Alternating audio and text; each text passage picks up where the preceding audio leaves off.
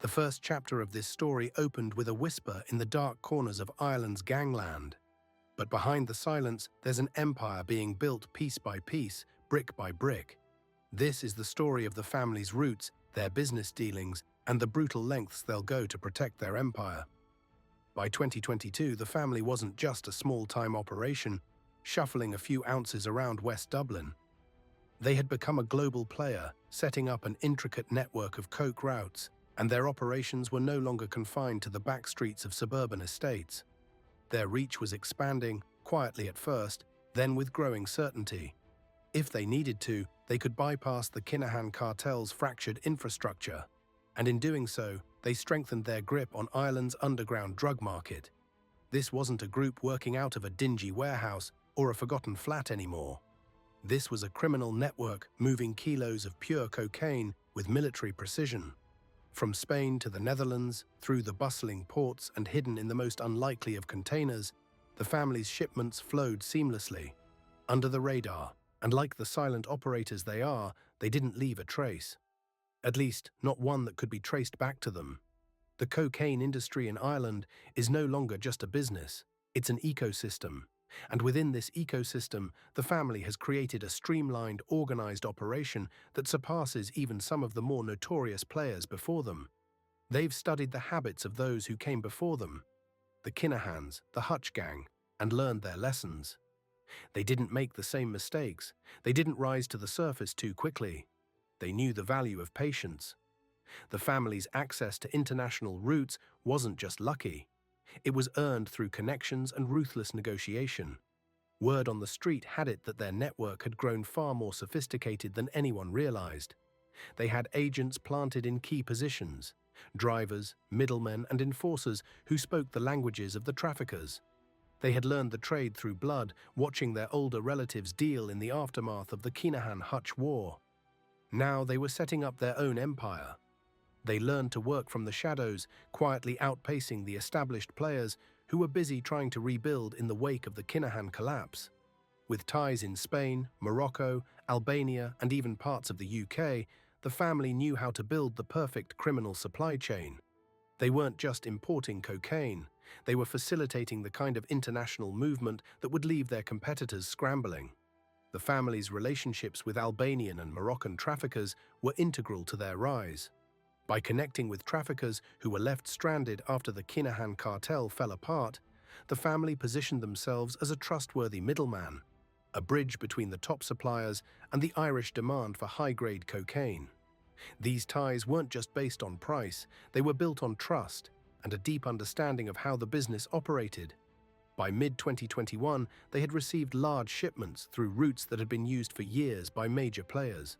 Cargo containers full of electronics, electrical equipment, and even refrigerated meat were a common sight at the docks in Spain. Inside, bags of tightly packed cocaine neatly disguised beneath layers of legal imports. From the ports, it was transported through carefully guarded roads, hidden in plain sight in the back of trucks that passed through Ireland's rural landscapes. And once the product reached its destination, whether in Kildare, Longford, or Meath, the family moved with the speed and efficiency of a well-oiled machine. The coke was quickly stashed in suburban safe houses, places that looked just like any other house on the block, with neighbors who were too busy to notice anything suspicious. From there, the process was almost surgical, breaking down kilos, packaging them, and sending them out through a network of runners and street dealers. Unlike other gangs, the family didn't flood the market with drugs. They controlled supply and demand. And they knew exactly who they were selling to. No junkies, no amateurs. Only those who could handle the weight of their operations. But this expansion didn't come without growing pains. The family quickly found themselves having to deal with competition from smaller gangs trying to muscle in on their turf. But where others might have waged open warfare, the family handled their issues with a different approach, an almost clinical approach. But as the family's profits grew, so did their need for control. They were no longer operating like a street crew. They were running a business, and business required discipline. Loyalty wasn't just a word to them, it was the backbone of everything they did. The family had learned from the mistakes of gangs before them. They understood that in their line of work, trust was the rarest commodity. Loyalty, blind and unwavering, was what kept everything running. And when that loyalty was broken, the consequences were swift and deadly. There were rumors, whispers in the streets, of young men vanishing, disappearing without a trace. If someone was caught skimming or worse, betraying the family, they wouldn't be given a second chance. The body would turn up days later, dumped somewhere isolated, a grim reminder of the price of disloyalty. It wasn't just the skimmers or the snitches who were at risk. There were stories of people who had simply shown too much ambition or tried to branch off on their own. The family didn't tolerate competition. Anyone who tried to pull away from the fold, whether through greed, ego, or the desire for independence, was quickly eliminated. They weren't just competitors, they were liabilities. There were no flashy displays, no public executions, just cold, calculated removals.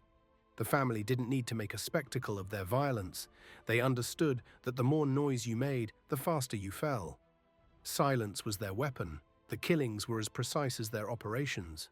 One source, who had dealt with the family in a past life, described the atmosphere of fear that hung over those who worked for them. It wasn't just about knowing your place. It was about understanding that if you stepped out of line, even once, there would be consequences. The family didn't hesitate, they simply acted, and the matter was closed.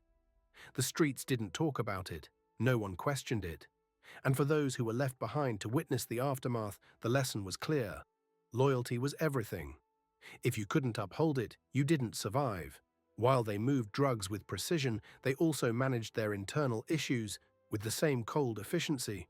The family had adopted a strict code. Those who violated it paid the price.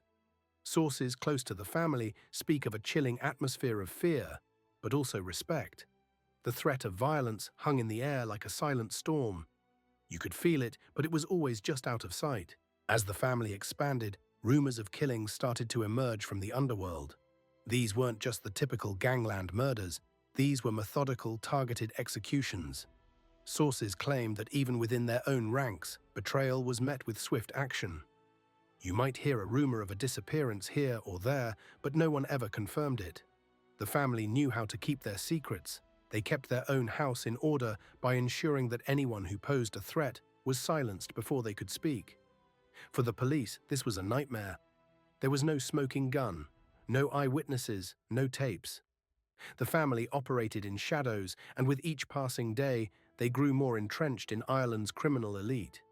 The police would find bodies, but they wouldn't be able to connect the dots.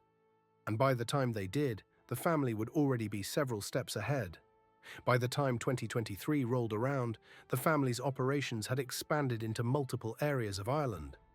The coke routes were fully established, their money laundering businesses were thriving, and their name had become one that struck fear into both their competitors and law enforcement. Their success didn't lie in their ability to move product, it lay in their ability to control everything. The family was investing in everything, from construction to car dealerships, from crypto investments to legitimate businesses like takeaways and cafes.